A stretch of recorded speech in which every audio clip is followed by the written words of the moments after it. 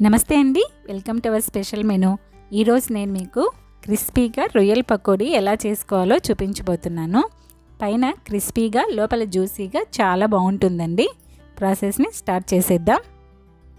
ముందుగా ఒక బౌల్లో 2 టేబుల్ స్పూన్ల కార్న్ఫ్లోర్, 1 టేబుల్ స్పూన్ మైదా, 1/2 టేబుల్ స్పూన్ పసుపు, 1 టేబుల్ స్పూన్ కారం, 1 table spoon garam masala, 1/2 table spoon salt వేసి ఇవన్నీ ఉండలు లేకుండా ఒకసారి బాగా మిక్స్ చేసుకోవాలండి. ఇప్పుడు ఇందులోకి నీట్గా వాష్ చేసి పెట్టుకున్న 400 గ్రాముల రొయ్యలు, 1/3 టేబుల్ స్పూను ఫ్రెష్గా దంచుకున్న అల్లం వెల్లుల్లి పేస్ట్, 1 టేబుల్ స్పూన్ నిమ్మరసం వేసి ఒకసారి బాగా కలిపి కొంచెం కొంచెంగా వాటర్ యాడ్ చేస్తూ బజ్జీల పిండిలా కలుపుకోవాలండి. ఇలా బాగా కలుపుకున్న తర్వాత ఒక 30 నుంచి 45 నిమిషాల పాటు మ్యారినేట్ చేసుకోవాలండి. ఒకవేళ టైం లేదనుకుంటే వెంటనైనా చేసుకోవచ్చు.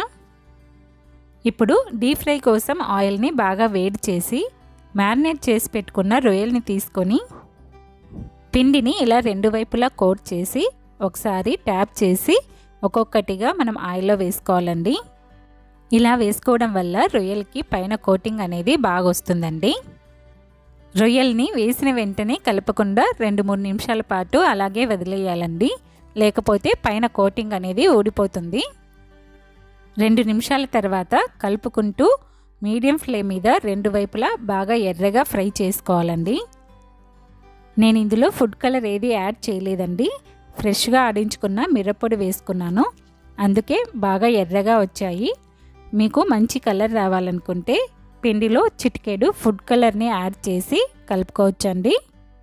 ఇలా బాగా ఎర్రగా వేగిన తర్వాత ఒక టిష్యూ పేపర్లోకి తీసేసుకోవాలండి. అంతేనండి, చాలా ఈజీగా ఫాస్ట్గా చేసేసుకోవచ్చు. ఈ పకోడీని మనం సైడ్ డిష్గా అయినా స్టార్టర్గా అయినా ఈవినింగ్ స్నాక్స్గా అయినా ఎలా తీసుకున్నా బాగుంటుందండి.